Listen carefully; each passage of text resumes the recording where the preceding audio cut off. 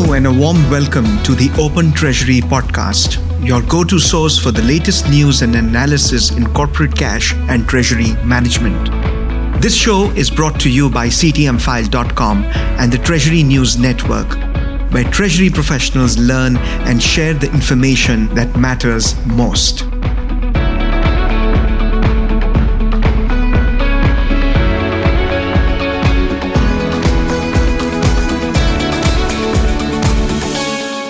Welcome to the Open Treasury podcast. This is Craig Jeffery, your host today for our dialogue. I'm talking with Mike Hewitt on the Working Capital Forum, which is being held in Amsterdam. Mike, welcome to the podcast. Well, thanks for having me, Craig. It's great to be here. It's good to talk over the internet airways, if you will, and talking these items. But just as a background to the forum, as we look at working capital management, we see that it sits usually in one of the top three focus areas for Treasury in any given year. You know, year over year, it might be number one, it might be number three. And this fluctuation can occur for a number of different factors.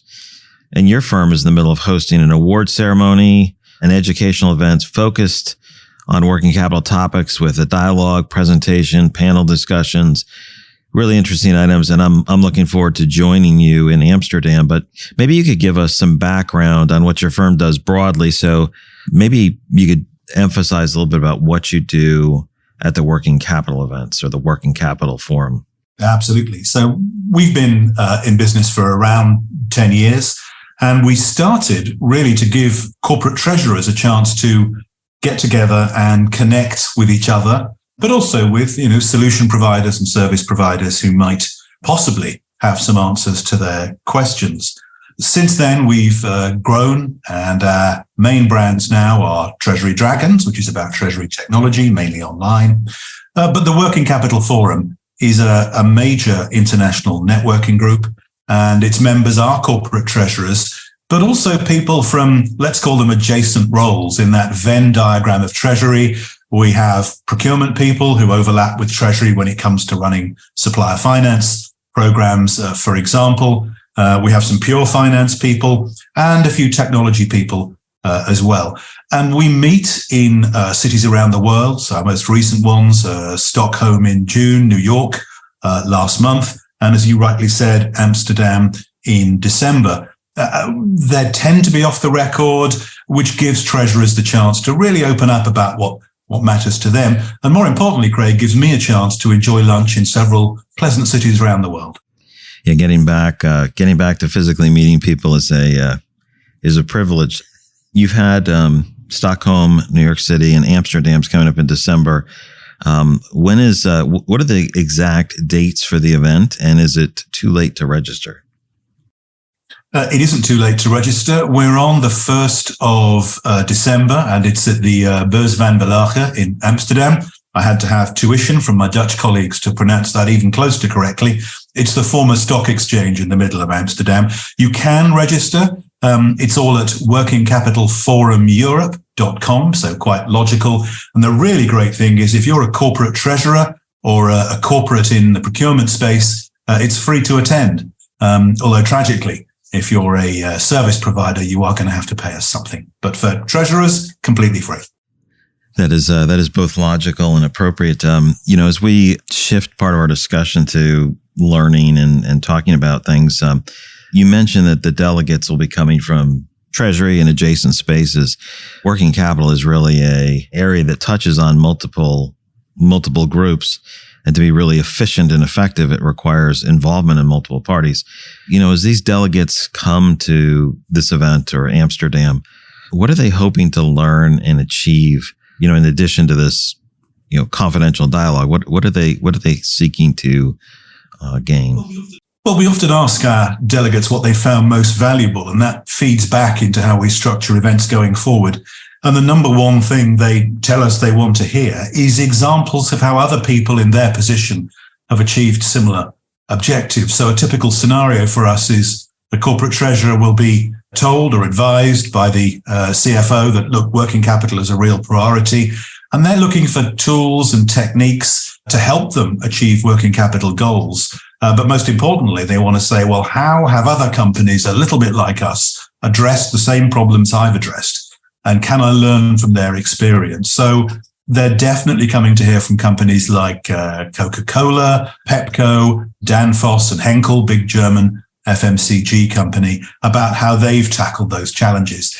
They're also interested in some of the technology that's advancing quite quickly in this space. So the old days of a spreadsheet and multiple emails and phone calls to banks to arrange for working capital financing are being replaced, as we all know, by platforms, cloud-based solutions that allow treasurers to have more fingertip control.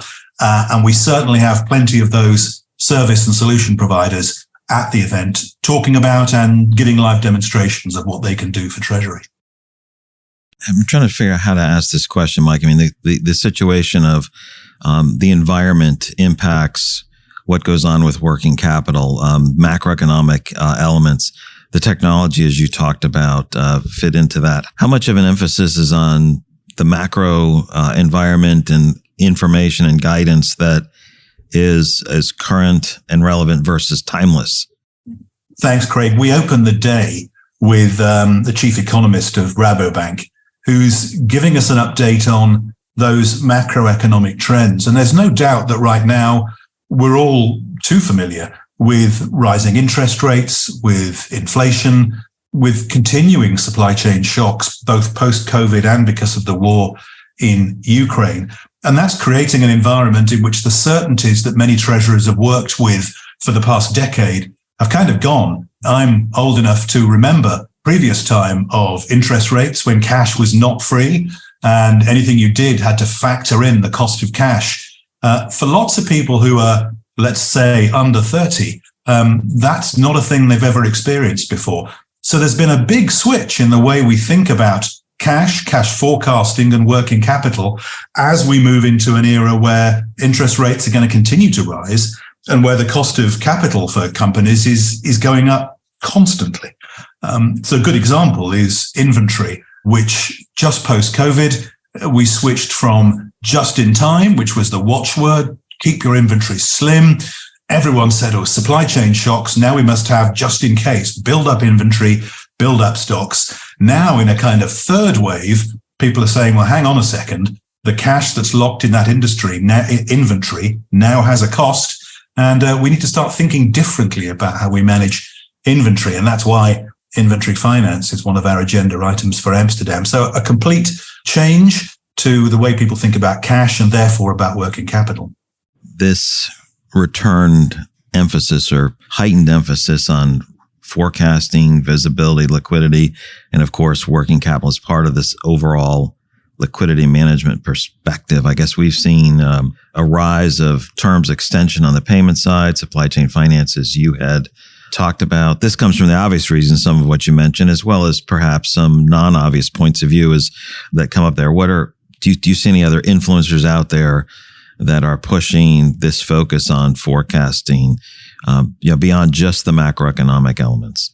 Yeah, well, there's two elements combined to push a renewed interest in forecasting. One of them is very simple. It's that the technology for managing cash forecasting is getting better, and that's raising expectations of what's possible. So the old days of running a spreadsheet and maybe calling in a few data points from around the business and then manually producing a cash forecast are going. So certainly that technology piece is part of the emphasis on cash forecasting. And the other is that company-wide cash culture, which is related to the issues we've just discussed. Again, you and I will both remember the 2008 crash, and suddenly everyone was focused on cash. And it's a little bit like that again. Now boards are more cash focused, and therefore treasurers are being asked to provide ever more granular, ever more up-to-date cash forecasts, and they're now turning to technology to help them provide that service. Thank you so much for those points and that feedback. I look forward to seeing you in Amsterdam in the near term, and we'll point everybody to the show notes, for the link, the workingcapitalforumeurope.com. Hope many of you in the audience can join Mike and I there. Mike, thanks for your comments. Hey, you're very welcome. It was great to be here, and I look forward to seeing you in Amsterdam.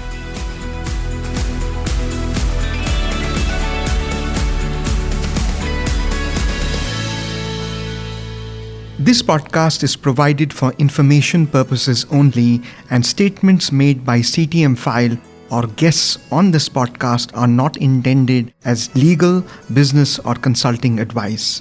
For more information, visit ctmfile.com.